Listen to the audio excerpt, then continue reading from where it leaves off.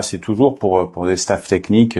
On a eu beaucoup de réunions. Oui, bien sûr, c'est toujours très difficile parce que c'est la Coupe du Monde et que les 26 joueurs qui ont été choisis pour représenter la RD Congo font partie d'un choix. Malheureusement, on ne peut pas amener tout le monde. On a utilisé 55 joueurs depuis que je suis en poste depuis 2022. Oui, le choix a pas été simple, mais il s'inscrit dans une certaine forme de continuité sur ce projet-là. On s'aperçoit également que l'équipe nationale de RD Congo devient très attractif pour beaucoup de joueurs.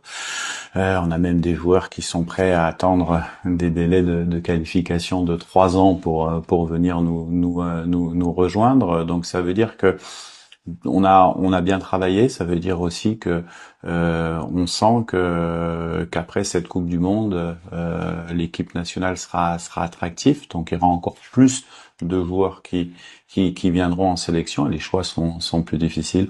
Aujourd'hui, il a fallu faire des choix rationnels qui seront basés sur ce qu'on a mis en place depuis 4 ans. Il y a beaucoup de choses qui ont été construites au niveau tactique, au niveau des habitudes de travail. La Coupe du Monde, c'est pas le moment pour faire des tests. Il faut consolider ce qu'on a fait de bien. Donc oui, il y aura un avant Coupe du Monde et un après Coupe du Monde, mais pour l'instant on est objectivement vraiment très concentré sur cette Coupe du Monde.